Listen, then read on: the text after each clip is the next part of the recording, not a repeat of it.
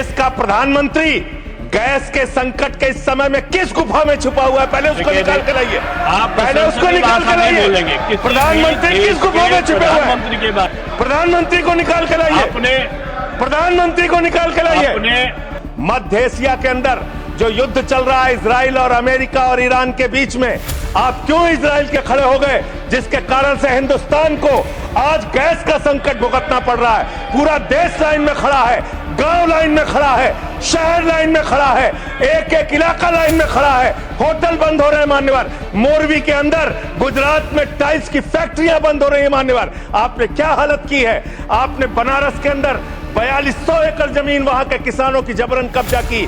2013 का जो अधिकरण का नियम है वो नियम आपने लागू नहीं किया। वहां लाठियों से किसानों को पीट के प्रधानमंत्री के संसदीय क्षेत्र में जमीनें कब्जा करने का काम आपने किया। जो पंजाब पूरे देश का पीडीएस सिस्टम चलाता है, 50% भागीदारी पंजाब के किसानों की होती है। आपने पंजाब के रूरल डेवलपमेंट का 8000 करोड़ रुपए मार के बैठे हुए। आप बताइए क्यों आपने पंजाब का हिस्सा नहीं दिया? क्यों आप वहां के साथ सौतेला व्यवहार कर रहे हैं? इस समय भगौड़ा कौन है? ट्रंप की गुलामी कौन कर रहा है? पूरा देश देख रहा है कि तुम्हारी फाइलों में गांव का मौसम गुलाबी है। तुम्हारी फाइलों में गांव का मौसम गुलाबी है, मगर ये आंकड़े झूठे हैं, ये दावा किताबी है। सर, भारत की सरकार ने जब विकसित भारत की कल्पना की है तो उस कल्पना के तहत गांव को कहां रखा है, आपके माध्यम से यह देश को मालूम होना चाहिए। हमारे टोटल बजट का भारत सरकार ने जो पूरा बजट 2026 और 27 के लिए प्रस्तुत किया मान्यवर, उसका मात्र 3.6% बजट ग्रामीण विकास के लिए रखा है। यह स्पष्ट करता है सरकार की मंशा को।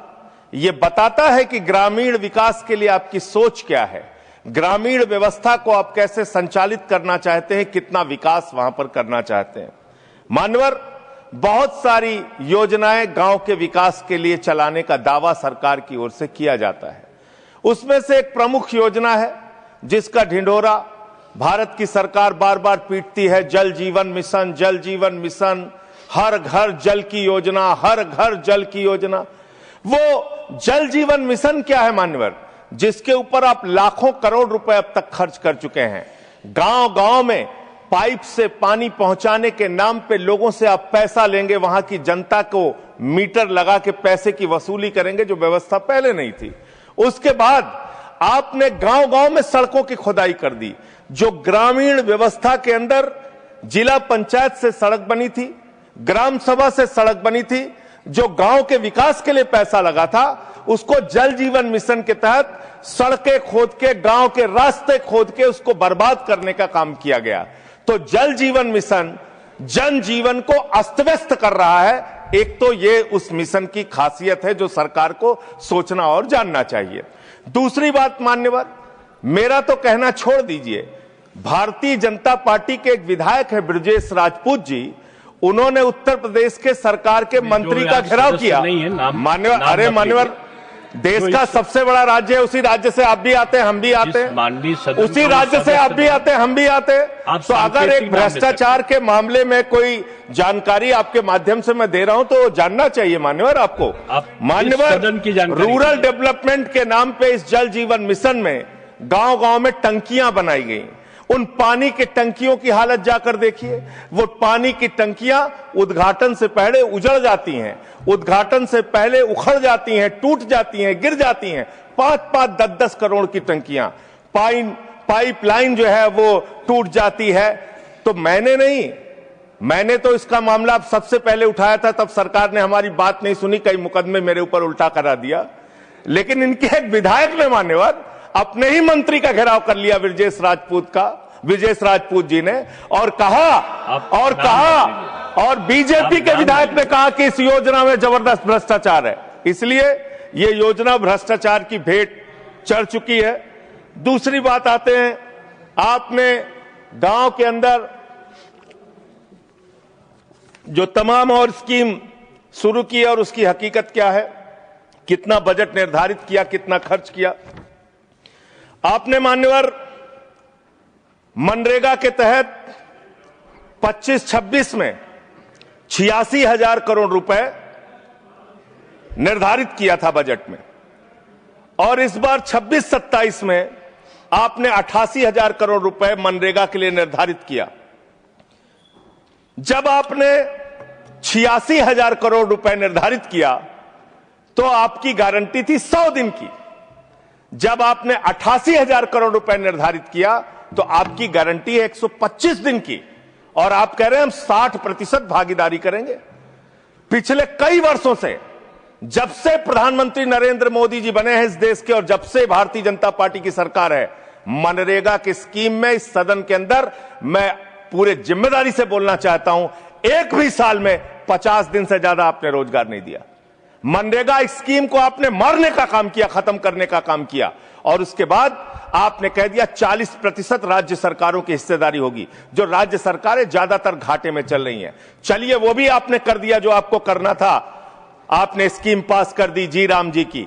लेकिन मुझे आप जरा कृपा करके बताइए, आपके हिस्से का 125 दिन के हिसाब से रुपया बैठता है मंत्री जी 2 लाख करोड़ रुपए, तो आपने तो निर्धारित ही 88,000 करोड़ रुपए किया है। तो आप इस स्कीम में क्या सोचते हैं, क्या आपकी योजना है और कितना आप बजट निर्धारित करना चाहते हैं? यानी कि आपकी मंशा ही साफ नहीं है कि आप मनरेगा स्कीम को गांव-गांव तक चला सके।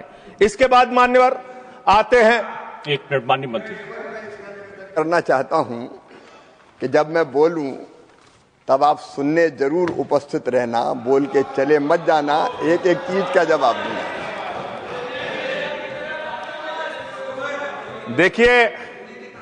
देखिए मान्यवर, देश का प्रधानमंत्री गैस के संकट के इस समय में किस गुफा में छुपा हुआ है, पहले उसको निकाल के लाइए। आप पहले उसको निकाल के लाइए। प्रधानमंत्री किस गुफा में छुपे हुए हैं? प्रधानमंत्री के बारे में आप हमारे ऊपर टिप्पणी कर रहे हैं, का प्रयोग नहीं करेंगे। आप हमारे ऊपर टिप्पणी कर रहे हैं।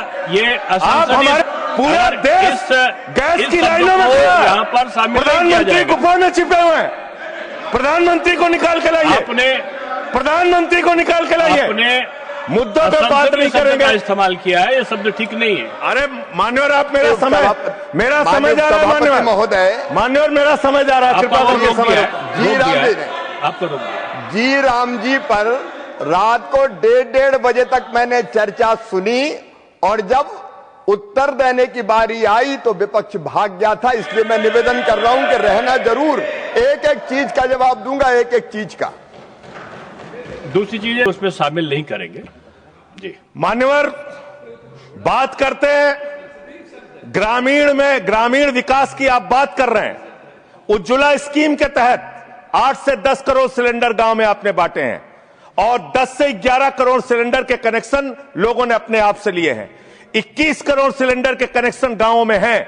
मैं आपके माध्यम से इस सरकार से पूछना चाहता हूं, मध्य एशिया के अंदर जो युद्ध चल रहा है इजराइल और अमेरिका और ईरान के बीच में, आप क्यों इजराइल के खड़े हो गए, जिसके कारण से हिंदुस्तान को आज गैस का संकट भुगतना पड़ रहा है? पूरा देश लाइन में खड़ा है, गांव लाइन में खड़ा है, शहर लाइन में खड़ा है, एक एक इलाका लाइन में खड़ा है। होटल बंद हो रहे हैं मान्यवर, मोरवी के अंदर गुजरात में टाइल्स की फैक्ट्रियां बंद हो रही है मान्यवर। आपने क्या हालत की है? आप राज्यों के साथ न्याय नहीं करते, आप ग्रामीण व्यवस्था के साथ न्याय नहीं करते। आपने बनारस के अंदर 4200 एकड़ जमीन वहां के किसानों की जबरन कब्जा की।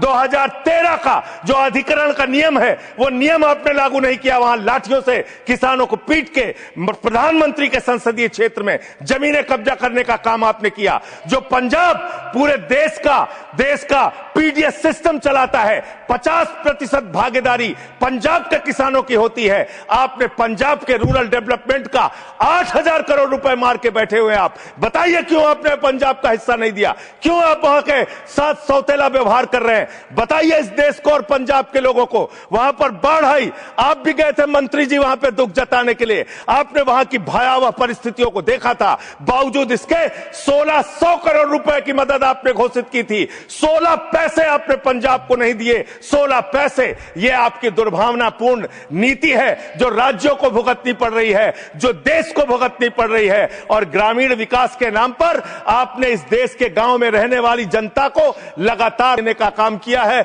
लगातार काम किया है। चाहे वो आंगनबाड़ी की स्कीम हो, आंगनबाड़ी की कार्यकर्तियां, हर काम में उनको आप लगा देते हैं, लेकिन आप उनको पैसा देने के नाम पर आपको हंसी आएगी, हंसी आएगी, हंसी आएगी। आंगनबाड़ी की योजना गांव में ही चलती है, गांव में ही चलती है, हंसी आएगी आपको। मान्यवर, मैं अंत में एक ही बात कहना चाहता हूं। मंत्री जी ने कहा भागिएगा नहीं, मैं बिल्कुल बैठ के आपकी एक एक बात को सुनूंगा। मंत्री जी, ध्यान से सुनूंगा। जितनी बात मैंने कही है उसका पूरा जवाब दीजिएगा, और अगर आप जवाब नहीं दे पाएंगे तो मुझे भी उस वक्त बोलने का अवसर दीजिएगा। आप ही अकेले बोलने का अधिकार रखते हैं, ऐसा नहीं होना चाहिए। और दूसरी बात मान्यवर, दूसरी बात, इस समय भगौड़ा कौन है, ट्रंप की गुलामी कौन कर रहा है, पूरा देश देख रहा है।